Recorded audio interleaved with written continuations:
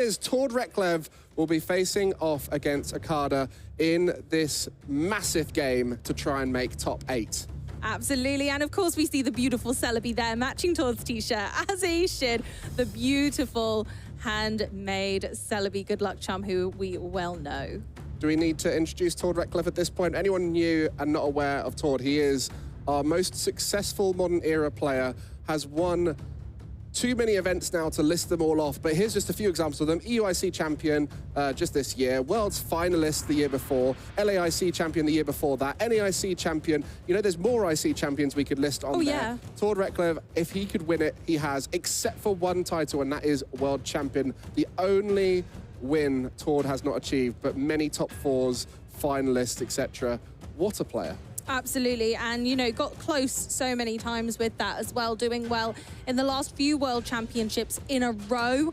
Honestly, one of our best players, but they have a formidable opponent in Okada, who has done fantastically over in their home country in Japan, leading to many top 16 and top 32 results, and they are gonna go further here, I reckon. One of the most amazing things about our circuit now is we see more and more players traveling internationally to try and compete, and it's so they can compete against different competitors in more events and a chance to win the event going all the way to the World Championship, as we see them putting their prize cards out. And we'll be kicking off our Top Cut match between Tord and Okada now. And here we go. Let's have a look at those prize cards. I think we know what decks we're playing. Here we are. We have Tord Reklev on Terrapagos EX and Okada on Dragapult. Loving seeing Dragapult in this kind of final tussle here, as it didn't perform so well on some of our games yesterday. Yeah, Dragapult, a deck we were expecting to see resurge with Stellar Crown, thanks to some useful new cards. Crispin, the caster pick of yours, adding a little bit of consistency, but more importantly, its new ace spec. Absolutely. Sparkling Crystal has launched Dragapult into a position of power once again, where Dragapult has been a little too slow for the format up until now. Sparkling Crystal's just given it that extra little bit of acceleration we needed with the energy cost, meaning that Dragapult only needs 1 energy to use its large, big bongo bonus attack of 200 damage and 6 damage counters to the bench in any way you'd like. I mean, just looking at the card, Dragapult EX is a very powerful card. Oh, yeah. It just struggled to do what it needs to do consistently. Before, Regidrago V-Star was the best way to use Dragapult EX's attacks. Now the consistency is there, and you see the Tatsugiri in the active spot. We've seen that be a card very popular with Japanese players before as well. That consistency difference between regions and which cards they tend to lean into is always fascinating. And what a way to start off your games, having that in the active spot to allow you to search for supporters with attract customers. Yeah, Tatsugiri sets up a little shop. I wonder what kind of shop he's set up today. Let us know in chat what you think Tatsugiri is setting Okada up with this time. But yeah, he gives us a lot of flexibility and a really nice kind of ode to the old Stellar Wish days of Jirachi for the players who have been here for a while. Very similar effect with looking at the top 5 cards of the deck there. And yeah, no, honestly, he's a good little fish. He's doing some good wishing. Works well in Arven decks where you got the rescue board as well. But a very strong start here for Okada, setting up nice and wide, which is the key to an early Dragapult turn. Being able to get that Rotom out as well. The Rotom V really helping with consistency in that first turn going first. So this is 2 decks that utilize the Dusclops line. This can be a real tussle, and going first can be a large benefit, making sure that you can evolve first to essentially checkmate your opponent into not being able to use theirs to do that menacing damage using Cursed Blast. So this is going to be a very back and forth with both decks doing kind of a similar thing. They both want to be making sure that they are getting their evolutions down first. And then we will see whether Tord kind of responds in tow, whether Tord is going to go for the Dusk Noirs or not. Well, the format at the moment has a lot of decks that are very aggressive and allow players to go ahead and stay ahead, whereas I think this is going to be a true back and forth matchup. We're going to see Okada setting up board states without taking knockouts and looking to finish those off later.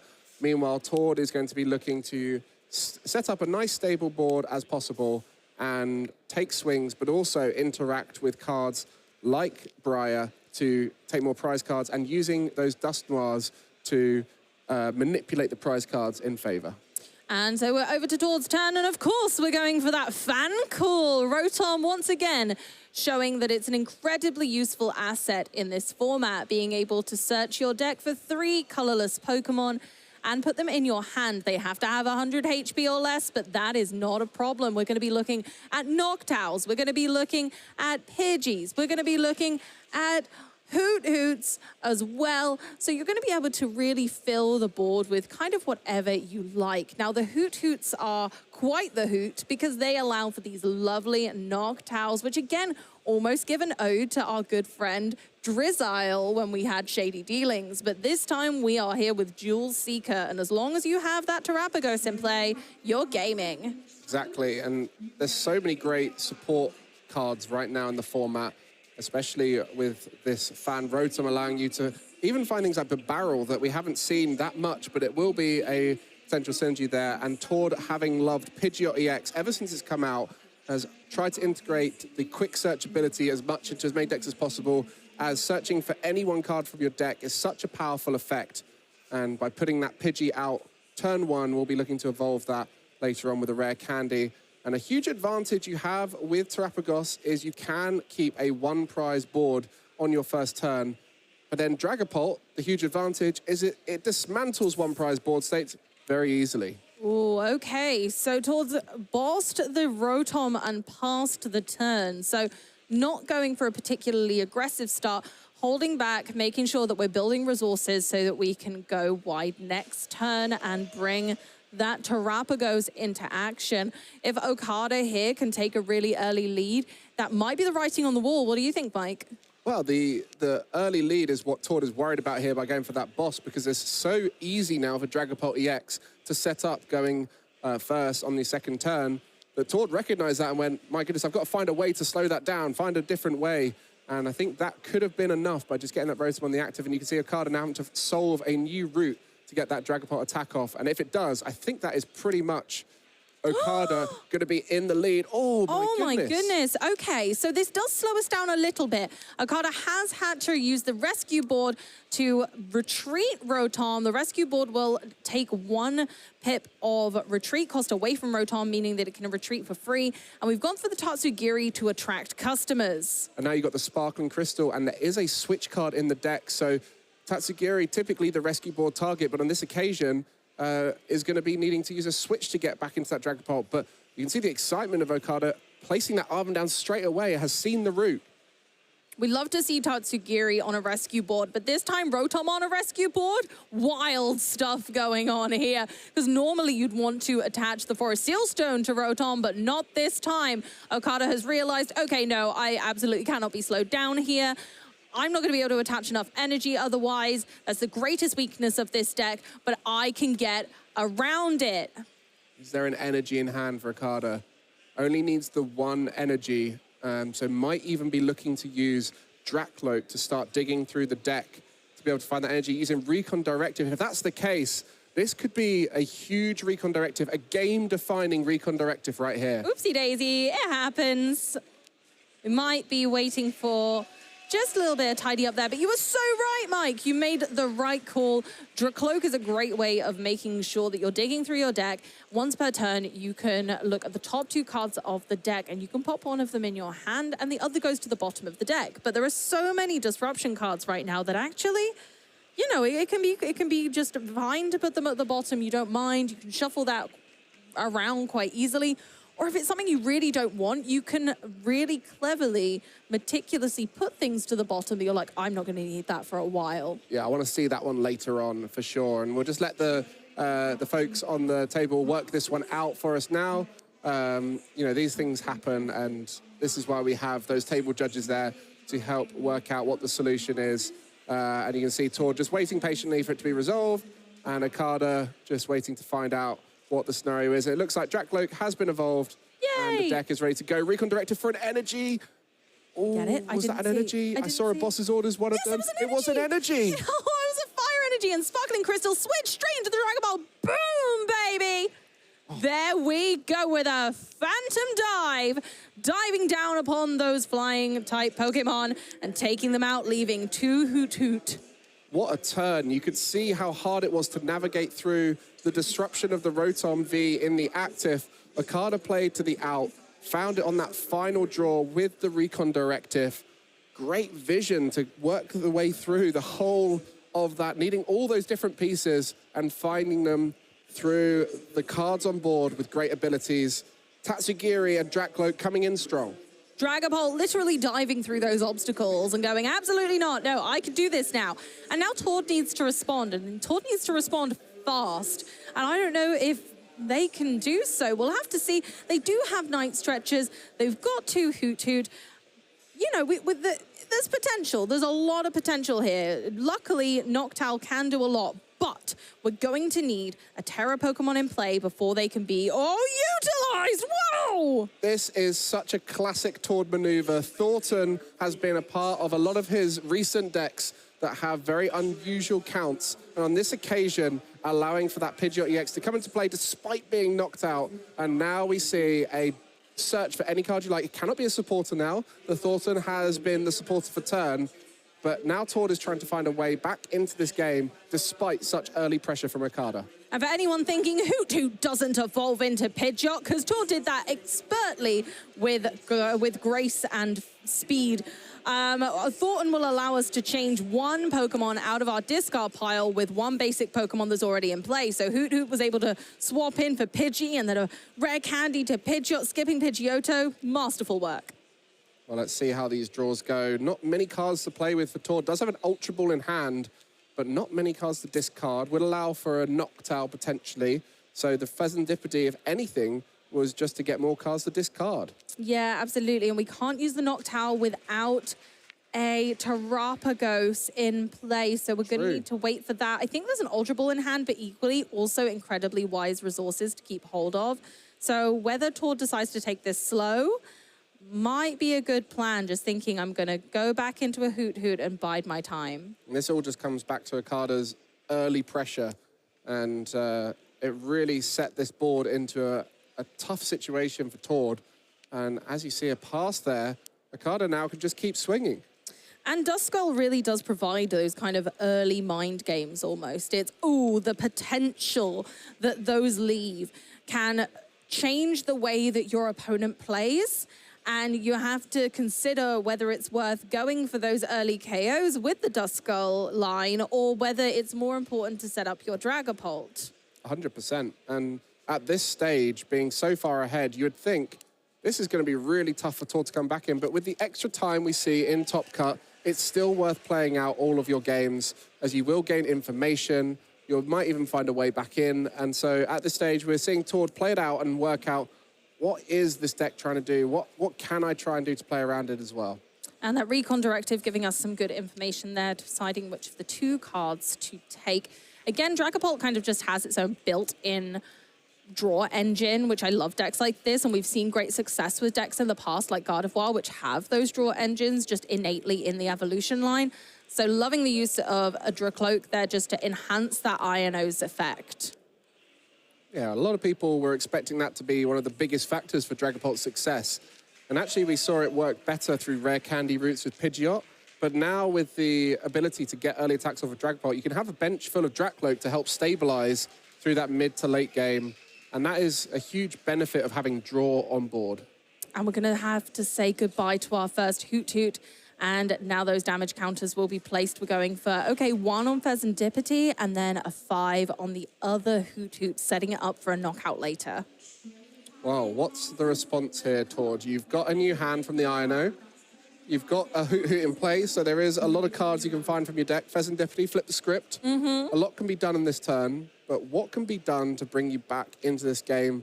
There's so much on Okada's side that is scary, staring down at you. Hard to knock out and can do so much damage. Well, you know what, Mike? Tord's got this. Tord is one of the best-known players of this era, and I believe that he knows his way around this turtle, and he's gone for the nest ball, of course, eyeing up the Terrapagos EX. And then we can start to extend the board with Area 0. We can use the Noctowl. Noctowl is now online. Noctowl's like, oh, shiny Terrapagos. I can go and seek jewels now. And it can go and find all of those important cards in the deck, like Area 0, to continue the onslaught.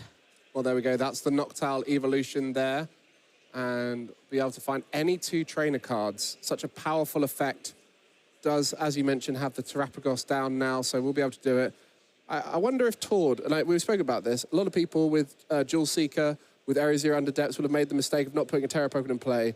I wonder if at any point Tord has made that mistake. Because I feel like that's such a... everyone does it once, right? You get it out of the way, you do it once. I don't know, it's Tord we're talking about. I don't think so. No chance.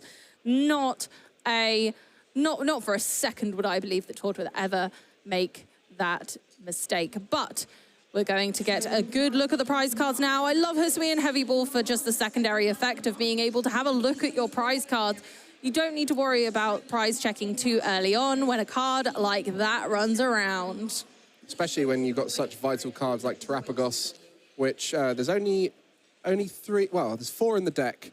There's only 1 of a few other cards, things like Blood Moon Asuna. There's really the Bouffalont with the Curly Wall. There are 2 of those in the deck, and you need both of them in play to get the Curly Wall effect to work. So if one of those is prized, you need that Heavy Ball to get it out. Is Tord going to be able to, though? Like, there's a lot of cards that he's going to need to be able to get out to put Curly Wall into effect, and also we've got, you know, we need an energy, we need to be able to attack. There is one in hand, so that's something. But what's going on in Tord's head now? What Pokemon are we going to want? Are we going to prioritize the Bouffalons? I think so.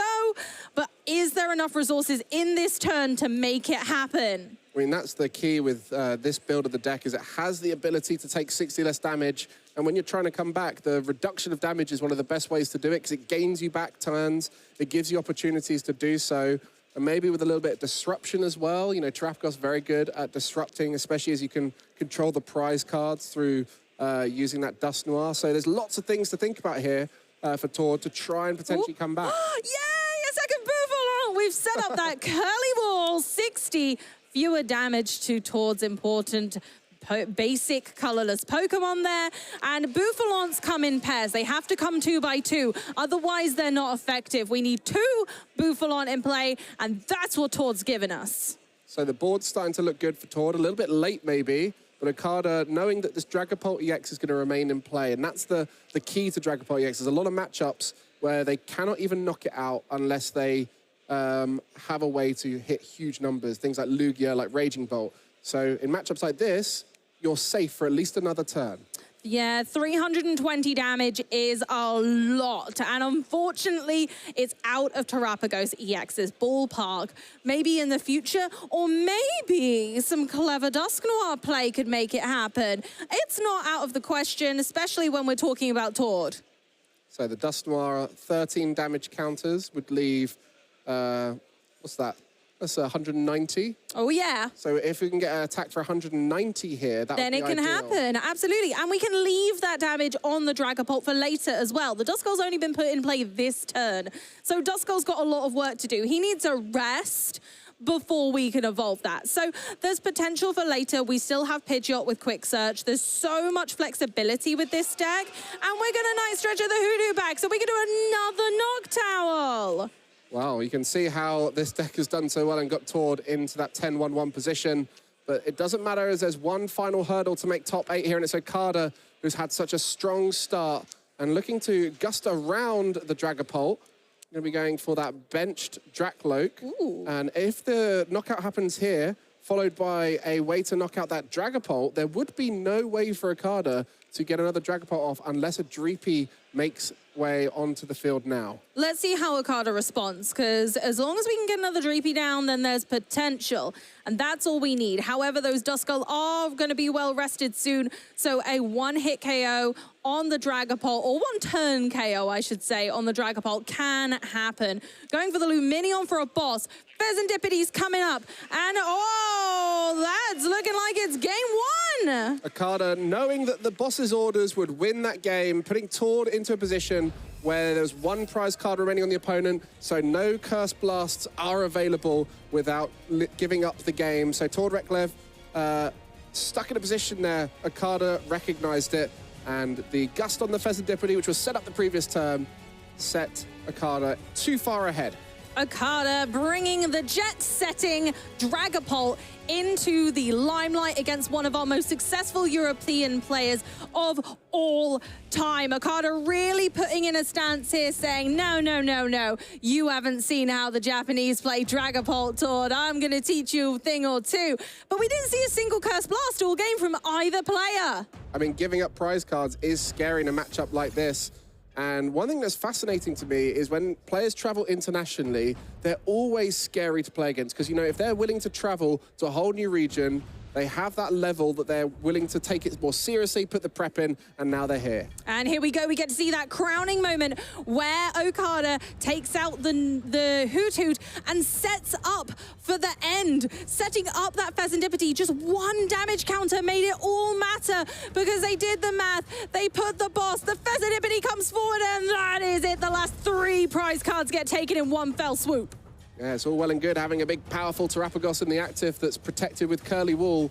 But if you can dance around it, knock out the bench Pokemon, you're in a great position.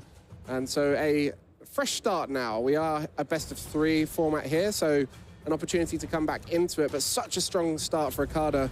A great position to be. And Dragapult EX, very much popular out in the Japanese meta we saw before coming into this event. And our most successful Dragapult player being from Japan, I think it's just it's poetry. I think so, absolutely. And not only that, but Okada has cards in their deck that Tord didn't see in that game. There are some spicy numbers up in here. And so I'm really going to be excited to see how Tord remains calm and make sure that they focus through and takes every step at a time, because placing those damage counters, it can be so scary, especially for a deck like Tord's, which not only goes wide, but goes wide with low HP Pokemon, and Dragapult loves low HP Pokemon, as we well know. And with the acceleration of that, with the Duskull line being able to knock yourself out, put yourself in the limelight, and absolute just perfection.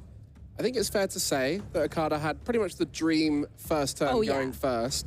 So we'll see now. I assume Tord will choose to go first here. So we'll see if Tord can have an equivalent dream first turn. But this is the challenge now. We're at the elimination stage of the tournament. Any match you lose now, you're out. So if you have a rough game where your cards don't quite work like you want them to, that can really change up a whole match, because one game is so much more meaningful now than during that Swiss phase where you have more opportunities to come back if you lose one. Absolutely, it's all to play for, and every single turn, every moment, every card played could be it. It could be the moment. And we were hoping to see that Thornton play come through when Tord changed it up a bit, when actually, no, I'm gonna have a Pidgeot anyway. It wasn't quite enough in this game, but maybe next time it will be. We didn't see any Dusclops or Dusknoir at all that game. And again, that can make such a difference to this matchup on either side. It can either put Dragapult in range of a knockout, or it can take out those little basic Pokemon, or maybe even crash through the Curly Wall. Exactly. I mean, if you've only got so many Droopy in play, there could, in theory, be a Dusknoir board wipe. That's one of the most dangerous things about decks that play multiple Dusknoir and Dusclops, is you can have that first turn of an evolution, just send out loads of Curse Blasts, remove a Droopy here, remove a Droopy there, knock out the last one with a Terapagos. So it is going to be very much a risky situation if Tord goes first and sets up well with multiple Duskull in play. And for Okada, just hoping to try and set up consistently again. That's the key to Dragapult. Absolutely. Set up, very powerful. And again, we had so many moments in that match that really highlight how well these players know their decks. Okada needed that energy. And going for the Dracloak and thinking, okay, I need this.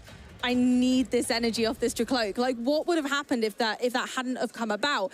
Then Tord may have been able to catch up again. We would have had to have gone for another Rotom, another instant charge. And those little tiny moments that may seem small in the moment actually make the match. And we see that it's so crucial to sequence your turns correctly, making sure that you're giving yourself the best chance of success. We have lots of powerful cards in the format at the moment, many of which need a plethora of other cards to make it work. So if you're not combining the 5, 6, 7 card combo that you need to make that happen, especially when you start getting disruption included from your opponent, that's when it starts to really challenge the sequencing of these players. And maybe they have to just say, if I don't draw it, I don't get it. And then we go to the next turn. And in that situation, it was I need to find an energy. I have I think it's six energy in deck. I've got an earthen vessel. You know, I'll probably get it off of this draw. There's a good chance. I'm seeing a fair few cards. Absolutely. And also we were seeing in that game that you might not have realized that Okada was doing it, but they were making sure that their prize race was perfect. If you notice, they were never going to be on 2 prize cards, so that the Briar turn couldn't come and bite them. Knowing that Tord didn't have those early Dust Skulls meant that Tord would be unable to Cursed Blast and force Okada to take different prize route. So they went from 2 down to 1 prize card, thinking, okay, I'll scatter the damage a little bit, but I don't want to take a knockout right now. So 5 on Hoot Hoot is fine. We'll put Pheasantipity down to exactly 200, which of course we know Dragapult can hit quite nicely. And so just making sure that they're staying on top of things and kind of just dotting things around for the future, trying to mitigate the damage that a Dust Skull can do to your own journey. Well, we're just sorting a few things out, and it seems like the players are just shuffling up ready for game 2 of our top 16 match. For those of you who've just joined the stream, we had 12 players making it into Top Cut, and these 2 players found themselves in the position to have to fight through top 16 to make it into that top 8. Tord Reklev, the most accomplished player of the modern era on the left there, and Okada from Japan, traveling all this way to try and compete. And this is a great opportunity to put your name out there. What a way to secure your Worlds invite early on in the season, make it all the way and win an event overseas. What an achievement that would be. Absolutely, and against one of our best as well. Thank you very much for your patience there, chat and viewers. We were just having a little moment for a deck and sleeve investigation. Just a little deck check. It can happen mid-round, and it's totally fine. There's no penalty applied, nothing to worry about. But it's always best to be sure if there's anything wrong. And sometimes you just, sometimes you just nick a little sleeve when you're shuffling, and check that everything's okay. So I know that I've been one to call a judge over and be like, Judge, I need to change this sleeve. I've just broken it right in half. I'm an aggressive shuffler, I am. So my sleeves take a bit of a battering by the end of a long day. So I can imagine the players know that feeling well. Well, looks like we are kicking off here with game 2. And that is a Terrapagos to start for Tord. And on the other side is that a mulligan there. So a few more cards will be available for Tord going into this next turn. There we go, mulligan. Ooh, I mean, it would have been a bit of a non-starter hand anyway. So maybe Okada's kind of grateful for that mulligan, because it wasn't a fantastic hand, not a lot of search. Yeah, there's 2 types of mulligans. The ones where as you're going through the 7 cards, you're thinking, I hope I get a basic because this is busted. I hope I get a basic, and then you don't. And the other ones where you're like, I hope I don't get a basic. This is awful. I hope I don't get a basic. And I think that was definitely one of the latters there. Oh, absolutely. You're like, 2 red candies and nothing to evolve. Oh, fantastic. Night stretchers and nothing in the discard pile. My word. All right, then. Well, Celebi's get a lot of the limelight here. You know what, though? I love it when players bring their good luck charms. I'm huge for bringing a Pumpkaboo on the table to an event. Are you a good luck charm guy, Mike? My good luck charm is myself, because I never forget it. Oh. I had to think up something on the spot there. I have no good luck charm. But Tord here with the good luck charm. And there are the prize cards. Oh my, I don't like either. I mean, I think we can safely say Sparkling Crystal has squandered the chances of Dragapult and starting Radiant Alakazam. It couldn't get much worse there for Okada. I don't like it, but I don't like Tord's position either. We only run the 1 Pidgey, and that's in the prize cards, so we're not going to be seeing Pidgeot for a little while, at very least. And again, Tord's deck has loads of ways of searching, but Pidgeot's quite fundamental to just getting those last puzzle pieces, especially because energy can't be searched very easily in this format, other than with, like, Colress Tenacity, which we don't have in the list. Well, we've spoken before about how great Sparkling Crystal is as an ace spec. and how much it's allowed Dragapult to come alive as a deck. And so consequently, it's one of the worst cards to prize in the format right now, because it can literally be the difference between you getting a turn 1 attack and not. So Tord will not know this right now, is just going to try and set up as well as possible, and does get the chance to go first this time, which is massive in this matchup. Yeah, we saw Sparkling Crystal prized yesterday, and it didn't go down too well. No. So if you want to go back, don't forget there's lots of footage from yesterday. Don't miss a second of the action. Make sure that you're here. But Okada is revealing that Radiant Alakazam, which we didn't see last game. So they have another way of manipulating damage if things don't go their way. I mean, just looking at that hand from Tord, will have access to the 3 colorless Pokemon under 100 HP there from the fan Rotom, and also has a Nest Ball in hand, also has a Bouffalon in hand, so we'll be able to set up pretty cleanly here on this first turn. And we've gone Hoot, Noctowl! It's like Duck, Duck, Goose, but more fun. Well, the Hoots will be happy to see a Noctowl next turn, as that's really where the Hoot comes alive. Yeah! So we're going to be looking for all of those puzzle pieces. Tord has loads to choose from here, so I don't think the lack of a Pidgeot at this stage of the game is going to be too damaging. We've got the Terapagos. We're going for the area. Yep, there we go. Area 0 Underdepths doing as Area 0 do and making that bench 8 wide for anyone who has a terrestrialized Pokemon in place. That's going to include Okada in some circumstance. Yeah, well, Dragapult EX is a Terra Pokemon, so would work with that, but not going to be available on the first turn. So Area 0 Underdepths only going to favor Tord during these first few turns. And as you can see, Tord is able to get as many basics down now as is possible, really. It would be hard to put more than 8 bench Pokemon down if you could. And going to have Bouffalon from hand, Bouffalon from deck, multiple Hoot, and we'll be set up for a very powerful turn 2. We will. All of these colorless Pokemon coming together to make their friends stronger. That's what we love to see. Pokemon working together seamlessly. Pokemon, some that you wouldn't think would work together very much. But here we go. So we've got a Hoot, and the Bouffalon come in 2x2. Hurrah! I'm surprised he hasn't put the Bouffalon next to each other. I feel like that's a bit mean, leaving a Fan Rotom and a Duskull between them. But yes, you can see the bench now 6 wide, thanks to the Terapagos EX in the active and the Area 0 under depths. But on the other side, a Radiant Alakazam, not ideal to have in the active. Ooh. And then also that Sparkling Crystal prize. So what will Okada do here? Maybe off this deck check will be pretty disappointed to see the A-Spec in the prize cards. So Okada's going to be looking to buy time here. That's what we need to do. We're going to try and flip this match. It's going to be like game 1, but this time Okada needs to draw out some extra time just so they can attach their energy. So they're going to want to try and stop this Terapagos from being able to attack. Now, we don't have a Pidgeot, so we can't search energy.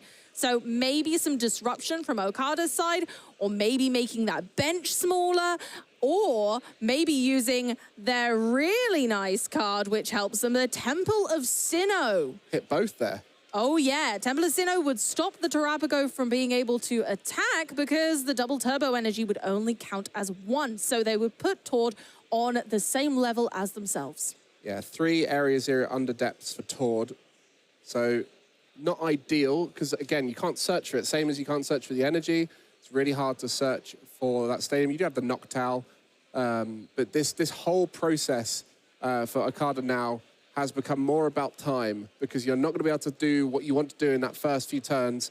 You can't even get a Dragapult EX in play for a little while anyway. No. So you do have to think about not only stabilizing your own board, but making it as hard as possible for Tord to try and get ahead. But we got a buddy Poffin, a buddy Poffin, in fact, because we got 2 Poffins. 4 Poffins if you count the ones on the card, but you know what I mean. So we got Poffins galore. Dreepy love Poffins. Duskull love Poffins. You know who else loves Poffins? Arvin loves Poffins. Arvin loves Poffins, and on this occasion, a Nest Ball will be the final piece. Oh, I to love set up this. the full board. A classic. Arvin, Nest Ball, Forest Seal Stone, Rotom. Put the Forest Seal Stone on the Rotom. Go for it. We're doing it. We're going to go and search our deck for 1 card of any card. Whatever card you want. What do you need? Energy? Sweet. Earthen Vessel. Well, you need the energy now because the Sparkling Crystal is gone. So that's the advantage of Sparkling Crystal. Only one energy attachment required. Now, as you can see, for Okada, has to get an energy in play. Otherwise, the attack might not be available. So a great board state, but having to think ahead as to what is possible turn 2. I love it. This is seamless. Absolute perfection. It's exactly what Okada could have wanted in this scenario, bar probably that stadium. So I think the only thing that would make this turn better, we're going to be instant charging, gaining more cards, gaining the advantage, and going ahead, of course, and making sure that that Dreepy has an energy. We're going to instant charge and over to Tord. All right, this is the time for Tord to try and zoom ahead. Prime Catcher in hand, and a research will help get through the deck a lot here. You got the Noctowl as well for some synergy, but really it's that energy that needs to be found right now. Here's a Noctowl. That wasn't just an owl flying into the building, that was Amy. Oh, come on, Mike. Sorry to ruin the illusion. You're ruining the illusion. Come on. So we're jewel seekering. It's looking for 2 jewels in the deck. Now, those jewels have to be trainer cards. So we're going to have a look and see what's going to be more advantageous for Tord at this stage. It might even be easier for Tord to get a knockout on that Dreepy with an energy on using a Dust Noir than it would be for a Terapagos at this stage, as you can get the rare candy and an Ultra Ball off of a Noctowl. So you see, there's lots of different routes with this deck that only the best of the best could recognize, which is why we've seen so many top players bringing Terapagos, where many of us in the community might have mistook it as a deck that wasn't as powerful as the rest. Ross. Yeah, maybe your birthday today, Ross, but we'll keep calling you out for your earlier mishaps. Your blunders, goodness gracious. And of course it takes the best of the best. We've got Tord, we even have our own Freya was playing this deck this weekend. We've got so many fantastic and lovely people giving it a go. It's always fun to play the new deck on the block, but I love that Okada's gone, oh, no, no, no. My deck only needed 1 new card, and we're gaming. And Turtles, I ain't afraid of turtles. It's a shame that 1 card has found its way into the prize cards in game 2. And this is the challenge now. How do you guarantee as much as possible the attack here? You know, if anything, Okada wants Tord to attack into the Radiant Alakazam to knock it out, and that would be the dream scenario, but found that Pidgey now off of the prize cards. We love that. Being able to grab that then does allow us to look at the future and say, okay, Pidgeot is now going to be a potential, going for the Dusk Noir. Ooh, okay. So the knockout on the Dreepy is somewhat guaranteed this turn, but maybe off the prize cards given by the Dusk Noir, a Sparkling Crystal could come through. I think you might, I don't know. Is it a tell that Okada hasn't already kind of gone ahead and got the Sparkling Crystal and got that going? Maybe Tord has understood the tell and thought, oh, maybe they don't have Sparkling Crystal. I think after this next turn, it'll be very apparent Okada doesn't have it, and then Tord will be able to adjust his play and kind of knowingly go for those Dreepy that have any energy on them. That is no energy in Tord's hand. No! Looking to try and use the Dust Noir to knock out the Dreepy this turn, putting the Terapagos forward to be able to knock out the Rotom, but there is no energy. Oh no, without that Pidgeot, we're not going to be able to get any. So we're going to go ahead and Curse Blast anyway, our first one of the game. And what was that off the prize cards there? I didn't quite see it, but Terapagos will go back into the active. A very tanky Terapagos too. And what did Okada get off the prize cards? That's what I want to know. Oh, that's the thing. If that Sparkling Crystal's now in hand, it could shake things up a little bit, and it could make for a mean comeback from Okada. But if they didn't take that Sparkling Crystal, then it's going to be a slow roll. Well, it looks like Tord is just going to try and stabilize here. Thankfully, Terapagos being so bulky with the double Bouffalont in play, this is a strong position to be sat in, hoping that the Sparkling Crystal still remains in the prize cards. Oh, I think it is still in the prize cards. I didn't see a flash of pink there. No. Oh, no. So we do have a little bit more stalling from Okada's side to kind of reassure themselves that they're going to be able to make it out of this. They are one game up at the moment, so maybe this one's not too scary. And like you say, it's always worth playing things out. You don't know what's going to happen. You don't know where Tord might miss the attack, where the energy doesn't come through. Maybe the Pidgeot's prized as well. You just don't know until you see it. Well, now the Pidgey is on board. Next turn, there is potential for the Pidgeot, which would guarantee the energy. No Duskull available, so Dust Noirs are not something to worry about too much. Switch into the Dreepy. Okay. So I wonder whether Okada has a way to try, maybe a Crispin here. Oh, I love a good Crispin. You know, it's one of my caster picks for this weekend because I really do think it helps this Dragapult out so very much. Oh, okie dokie, going for the Jet Headbutt, doing 10 damage because of the curly wall. 70 damage for one colorless energy, a great attack in lots of matchups when you can't quite get to the Phantom Dive. But on this occasion, due to that double Bouffalon activating the curly wall, we have a unique scenario where 10 damage has been the attack. And is that 10 damage going to be relevant in the future? Or is it more just about getting that Dragapult made as it's so hard to knock out? I think it's going to be a combination of both. Okada has a lot of ways of manipulating where damage is sitting. With Radiant Alakazam still being here, that 10 damage can go on a hoot later to make a knockout out of the 6 damage counters that Dragapult may put down. Speaking of Radiant Alakazam, I think Tord has just recognized how big a threat that is and is looking to maybe try and knock it out right now.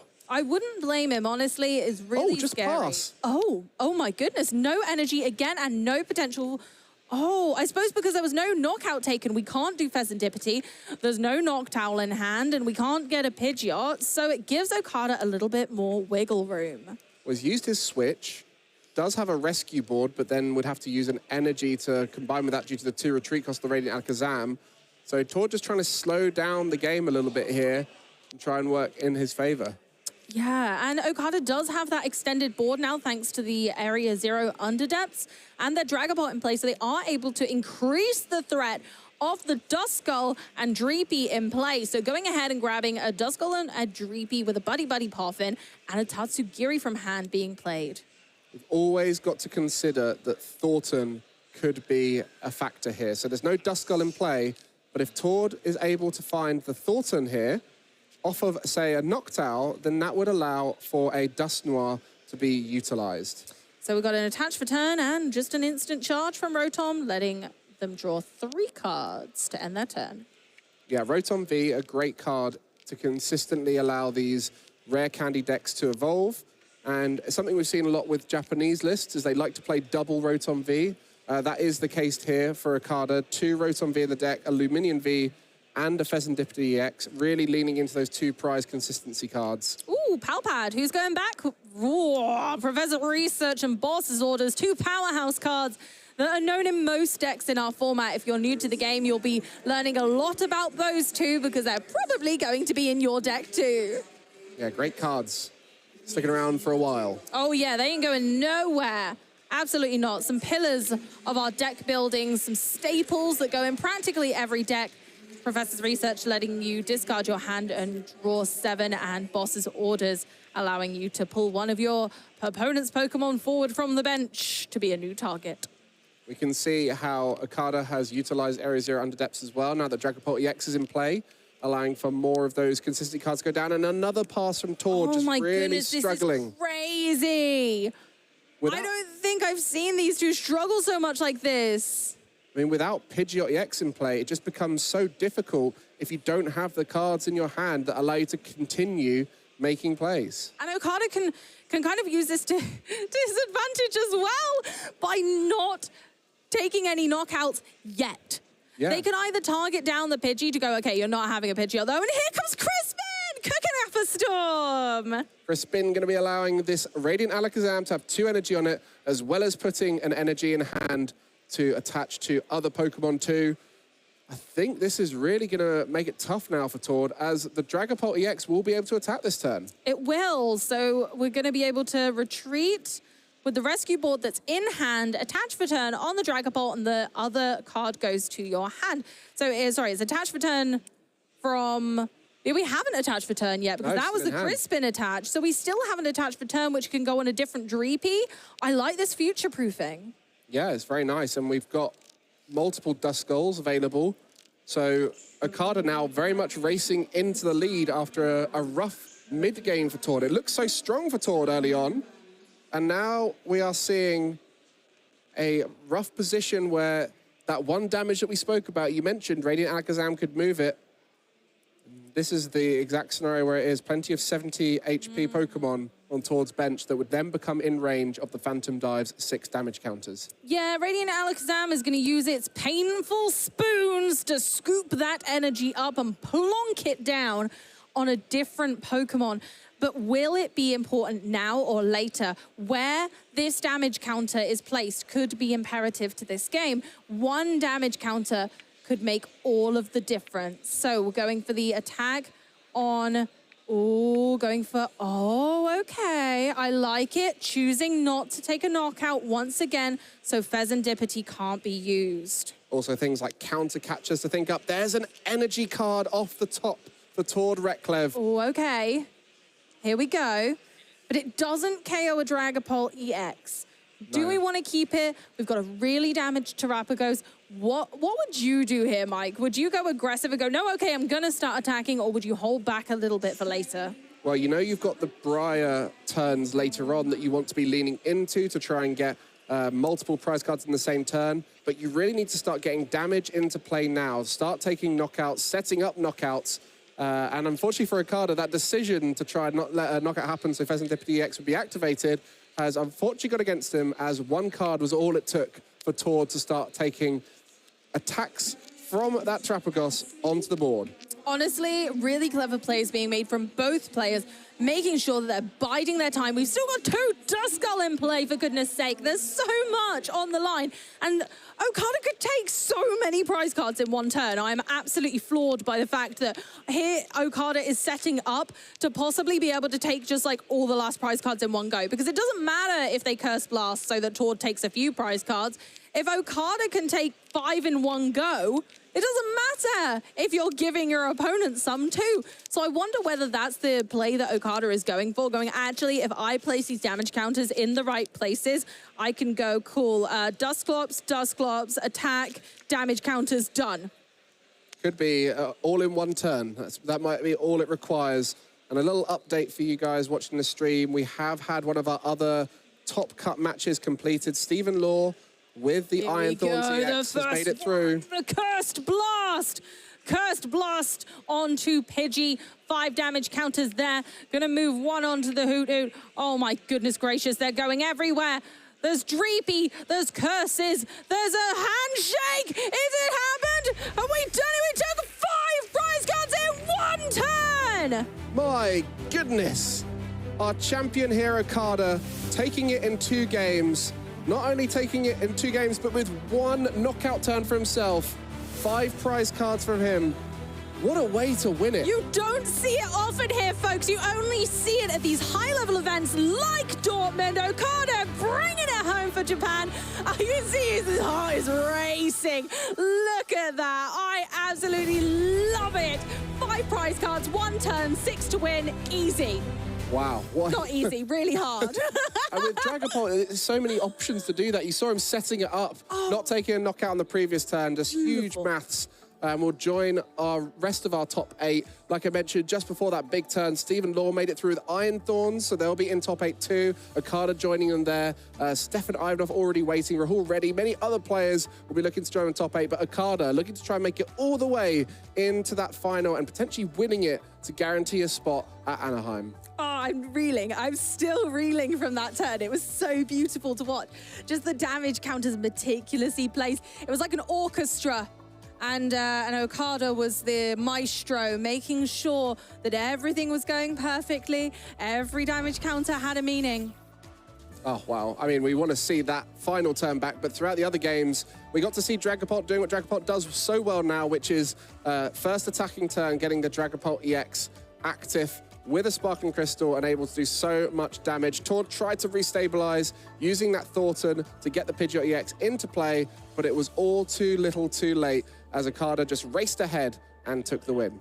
And just like Dragapult does best, Dragapult launched itself into that incredibly dominating position as well as we continued through the game, seeing that actually the curly wall just wasn't enough.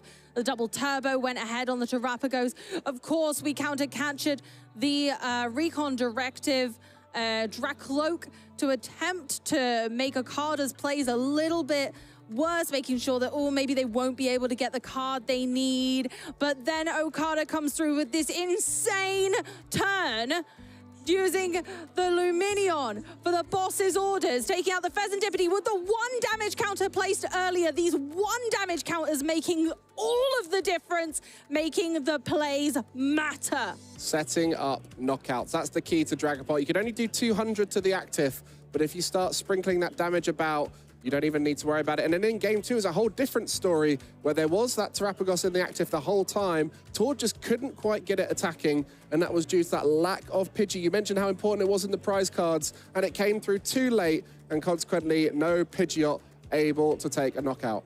Absolutely, and then we went ahead and saw here they are, the damage counters. One at a time, they might not seem too threatening, but when it comes to Dragapult and when all of the damage counters add up, the handshake says it all. 5 prize cards, 1 turn. And the birds were taken out with the damage counters. The turtle destroyed with Phantom Dive, and Terrapagos dismantled. Tord Reklev, a top 16 finish at the first European Regional of the Year, but Okada